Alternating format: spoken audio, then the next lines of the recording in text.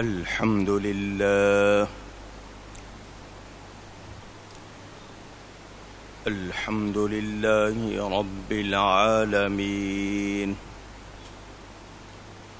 والعاقبة للمتقين والصلاة والسلام على رسوله سيد المرسلين رحمة للعالمين شفيع المذنبين سيد الأولين والآخرين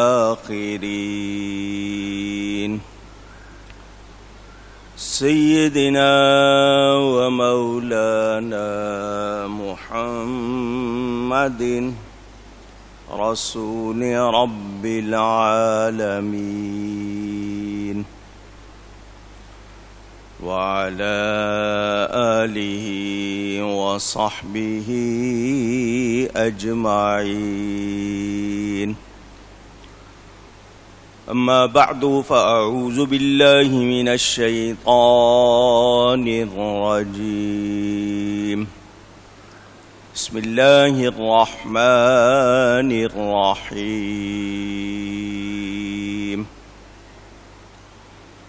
وإن لكم في الأنعام لعبرة نسقيكم مما في بطونها ولكم فيها منافع كثيرة ومنها تأكلون وعليها وعلى الفلك تحملون ولقد أرسلنا نوحا إلى قومه فقال يا قوم اعبدوا الله ما لكم من إله غيره أفلا تتقون صدق الله العلی العظیم۔ محبت کے ساتھ ایک مرتبہ دروشی پڑھ لیجئے۔ اللہم صلی علی سیدنا و مولانا محمد معدن الجود والکرم وآلہ وصحبہ وبارک وسلم۔ الصلاة والسلام علیک یا رسول اللہ، الصلاة والسلام علیک یا حبیب اللہ، الصلاة والسلام علیک یا رحمة للعالمین وعلى آلك وأصحابك يا شفیع المذنبین۔ حمد و صلات کے بعد قرآن کریم کی سورۃ المومنون کی تفسیر میں آپ نے یہ سنا کہ اللہ تعالیٰ نے ہمارے لیے باغ پیدا کیے کھجوروں اور انگوروں کے، اور ہمارے لیے ان میں بہت سے میوے ہیں جن میں سے ہم کھاتے ہیں، اور زیتون کے حوالے سے اس کے درخت کا ذکر کیا کہ طور سینا سے نکلتا ہے اور تیل لے کر اگتا ہے اور کھانے والوں کے لیے سالن، اور بے شک تمہارے لیے چوپاؤں میں سمجھنے کا مقام ہے، ہم تمہیں پلاتے ہیں اس میں سے جو ان کے پیٹ میں ہے، اور تمہارے لیے ان میں بہت سے فائدے ہیں، اور ان سے تمہاری خوراک ہے، اور ان پر اور کشتی پر سوار کیے جاتے ہو۔ آپ نے ذکر سنا انسان کی تخلیق کا، اس کی موت کا، دوبارہ اٹھائے جانے کا، زندگی دی ہے تو اس میں جو جو کچھ اسے دیا گیا اس کا بیان سنا۔ یہ رب تعالیٰ نے اپنی قدرت کے جلوے دکھائے کہ ایک انسان پہچانے کہ اسے کن کن مراحل سے گزارا جاتا ہے اور اس کے لیے کیا کیا انتظام کیا جاتا ہے۔ یہ جانور کے پیٹ میں جو دودھ بن رہا ہے یہ کیسے بن رہا ہے؟ یہ رب تعالیٰ کی قدرت۔ پھر جانوروں کی کھال پر جو بال ہیں خود ان کی کھال ہڈیاں یہ سب تمہارے کام آتی ہیں۔ حلال جانور جس کا گوشت بھی ہم کھاتے ہیں یہ اللہ نے ہمارے لیے حلال کیے ہیں، ہم اس کا ہر حال میں شکر ادا کریں۔ یہاں پھر ایک مرتبہ آپ کو یہ بتا دوں، حالانکہ یہ ذکر صرف قربانی کے موقع پر ہوتا ہے، مگر آیت آئی ہے تو یہ بات بھی بتا دوں کہ حلال جانور کی بھی کچھ چیزیں حرام ہیں، وہ نہیں کھانی چاہیے کسی حال میں بھی، جیسے خون ہے وہ حلال جانور کا بھی حرام ہے۔ پتا، خصیے جن کو آپ کپورے کہتے ہیں، اور پیشاب پخانہ کا مقام ہے، حرام مغز ہے، یہ کچھ چیزیں جن کی تفصیل آپ کو بتائی جاتی ہے یہ جائز نہیں ہے۔ کچھ لوگ کہتے ہیں مکروہ، تو مکروہ کی دو قسمیں ہوتی ہیں، ایک مکروہ تحریمی وہ حرام کی طرح ہوتی ہے، یعنی اس سے بچنا ہی چاہیے، اس میں کسی صورت اس کو اختیار نہیں کرنا چاہیے، کیونکہ اس میں منہا کا لفظ آیا وَمِنْہَا تَأْكُلُونَ، تو منہا میں من بعضیت کے لیے ہے کہ بعض چیزیں ہم ان میں سے کھاتے ہیں، ہمیں حلال طیب پاکیزہ چیزیں دی گئی ہیں کھانے کے لیے، تو جن چیزوں سے منع کیا گیا ہے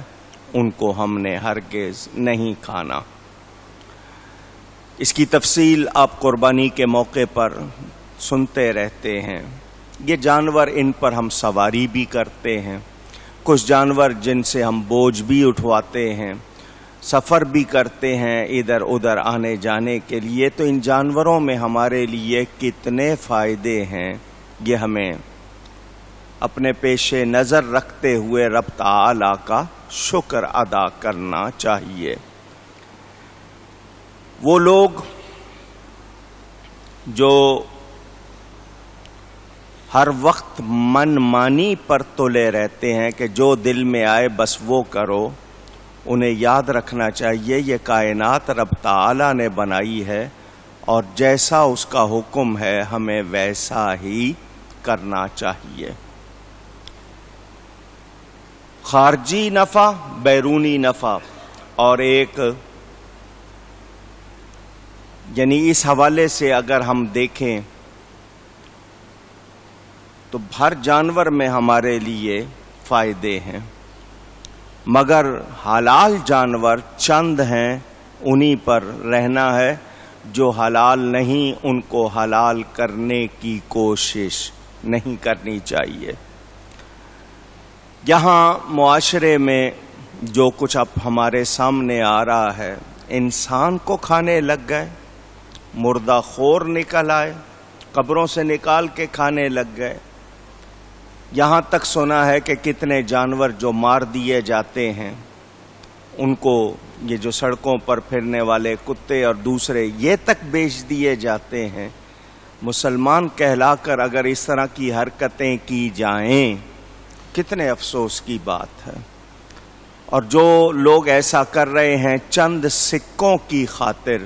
انہیں نہیں پتا وہ کتنا بڑا وبال لے رہے ہیں۔ مگر اتنا کہنے سے وہ بری الذمہ یا ہم بری الذمہ نہیں ہو جائیں گے، ہمیں بھی آنکھیں کان کھلے رکھنے چاہیے اور دیکھتے رہنا چاہیے کہ ہمارے ارد گرد کیا ہو رہا ہے۔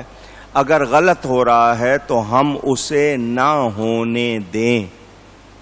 اور ہم یہ کہیں کہ جی ہمیں کیا پرواہ، گورنمنٹ جانے وہ جانے، تو گورنمنٹ کس نے بنائی ہے، کس کے لیے ہوتی ہے؟ تو یہ ہماری بھی ذمہ داری ہے کہ ہم کوئی خرابی اپنے ارد گرد نہ ہونے دیں اور اس کا خیال رکھیں، بلکہ کوئی اگر جرم ہو رہا ہے اس کی نشاندہی کریں۔ لوگ کہتے ہیں جی پھنس جائیں گے، کون عدالتوں کے پھیرے لگائے گا، اور پھر یہاں تو طریقہ کار یہ ہے کہ جی لوگ تنگ کرتے ہیں، تو اس طرح معاشرے سے پھر برائیاں ختم ہوتی نہیں ہیں بلکہ پھیلتی چلی جاتی ہیں کہ ظلم سہنا اور ظلم نہ روکنا یہ بھی ظالم کی مدد ہے، اور مدد اس طرح نہیں کی جانی چاہیے کہ ظلم چلتا رہے، بلکہ ظالم کو ظلم سے روکنا چاہیے اور وہ ظلم پھیلنا نہیں چاہیے۔ یہاں کچھ جانور ہیں جن پر سواری بھی ہو جاتی ہے، کچھ ہیں جن سے آپ سامان بھی اٹھوا لیتے ہیں، بوجھ بھی اٹھوا لیتے ہیں،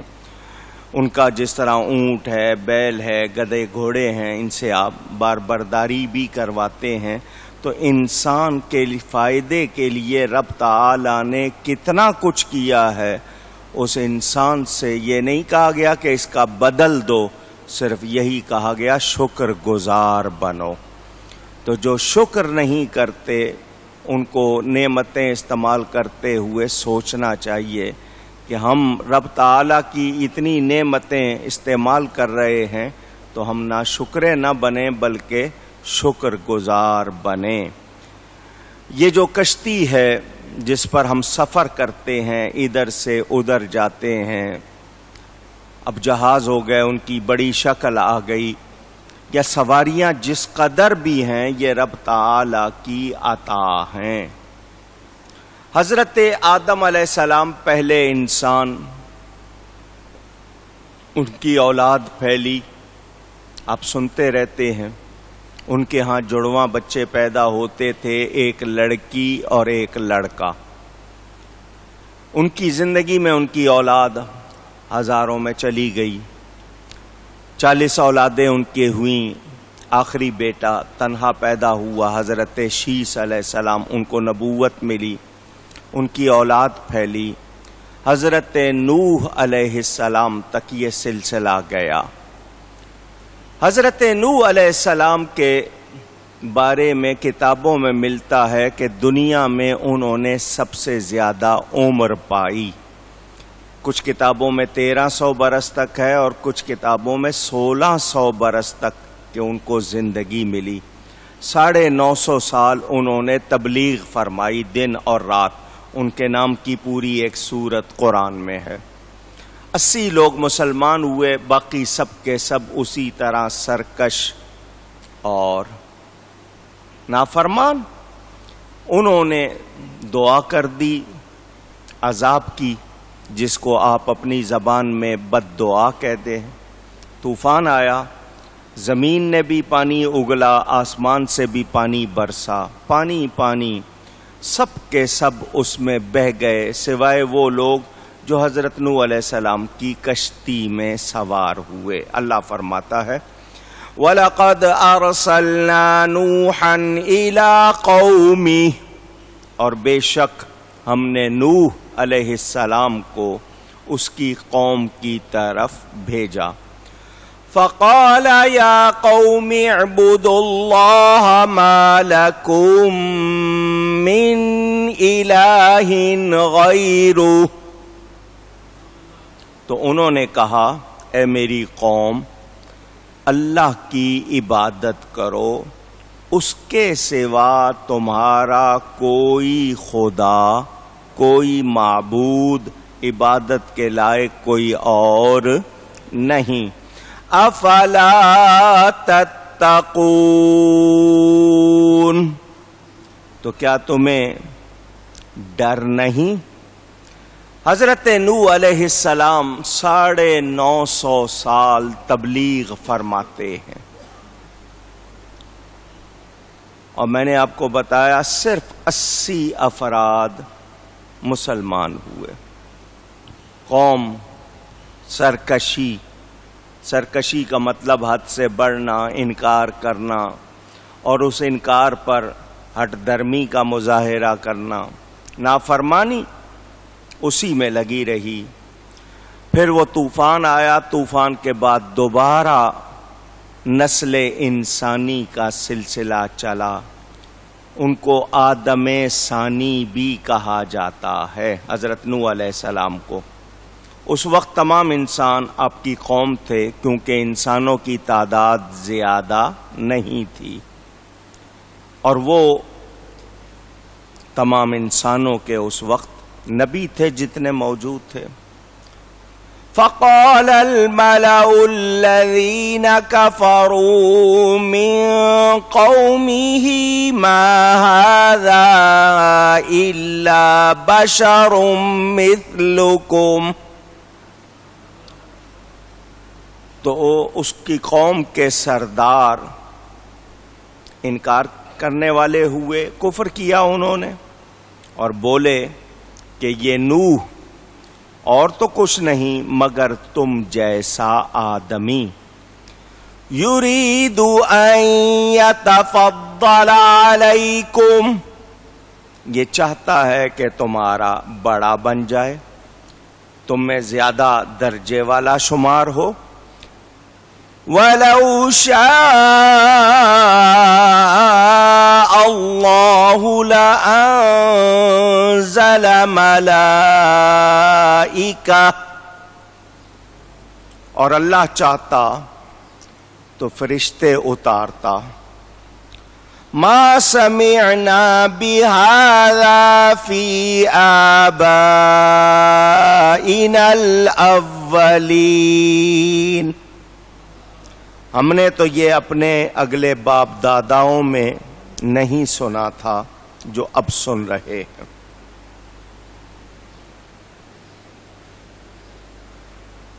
توجہ،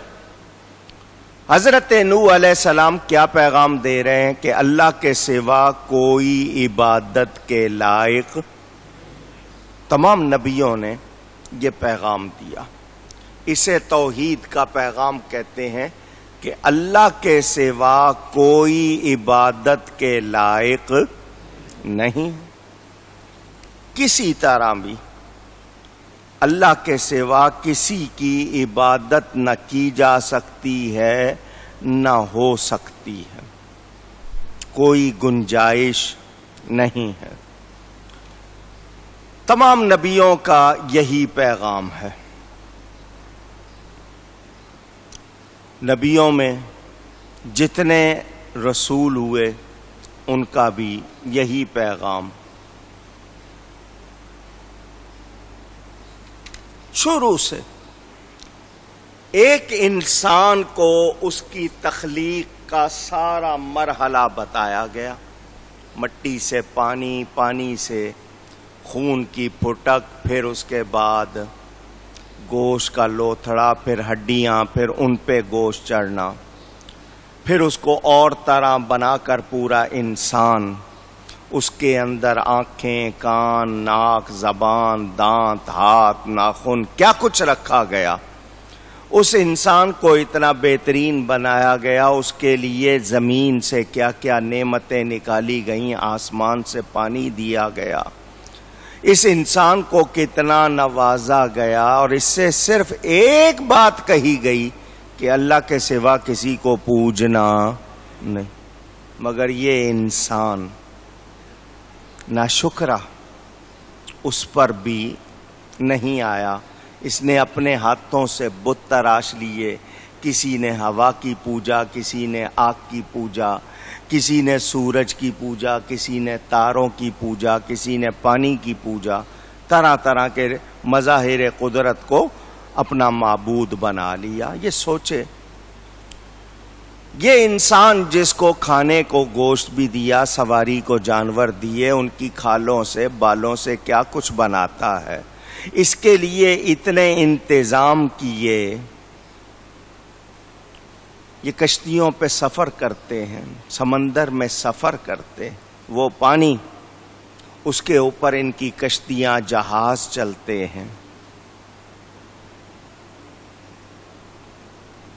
کیا یہ اتنی آسانیاں اس کے لیے کی گئیں، یہ توجہ نہیں کرتا یہ انسان؟ میرے دوستوں اور بزرگوں، انسان کے لیے کتنی سہولتیں، دریائی سفر، بحری سفر، بری سفر، ہوائی سفر، یہ انسان کی سہولتیں ہیں۔ پھر غذا، میوے، پھل، طرح طرح کی اس کے لیے چیزیں، ہوائیں، فضائیں، پانی، سب انسان کے لیے، مگر یہ انسان پھر بھی ناشکرا۔ نبی کریم صلی اللہ علیہ وآلہ وسلم کے صحابہ میں حضرت امیر معاویہ رضی اللہ تعالی عنہ وہ بتائے جاتے ہیں جن کے زمانے میں پہلی مرتبہ لشکر اسلام نے بحری سفر کیا، سمندر کے راستے سفر کیا۔ تیراکی، سوئمنگ، پانی میں تیرنا یہ سکھایا جاتا تھا۔ گھوڑ سواری، تیراکی اور تیر اندازی، تاکہ ہر مسلمان مجاہد بنے اور جب ضرورت آئے تو اس کو یہ ہنر آتے ہوں۔ آج کل سوئمنگ پول ہیں، جو لباس پہنایا جاتا ہے اس لباس پر غور کرنا چاہیے۔ تیراکی آپ کہیں گے کہ عورتیں بھی جاتی ہیں، عورتیں بھی پردے میں تیراکی کریں، مگر ان کو جو چیز ڈھانکنی ہے وہ ڈھانکنی ہوگی، اس سے ان کی براءت نہیں ہو سکتی۔ اسی طرح مرد ناف سے لے کر گھٹنے تک اس کو یہ حصہ ڈھانکنا ہے اور ڈھانکنا چاہیے۔ حضور اکرم صلی اللہ علیہ وآلہ وسلم نے فرمایا ہر شخص اپنے ساتھی کو تیراکی سکھائے، تو اکثر صحابہ نے یہ فن سیکھا اور اس کو سیکھ کر کتنے لوگوں نے آپ کے جسم کی نشو و نما کے لیے بھی، سفر کے لیے بھی اور جہاد کے لیے بھی اس میں اور زیادہ فائدے ہیں۔ کچھ لوگ یہ کہتے ہیں کیا خود نبی پاک صلی اللہ علیہ وسلم بھی تیراکی فرماتے تھے یا نہیں، مہارت رکھتے تھے یا نہیں؟ حضور اکرم صلی اللہ علیہ وسلم کو کبھی ایسا سفر پیش نہیں آیا، مگر ہم یہ جانتے ہیں اور مانتے ہیں کہ نبی پاک صلی اللہ علیہ وسلم اللہ کی عطا سے سب کمال رکھتے تھے اور ہر کمال کے جامع تھے۔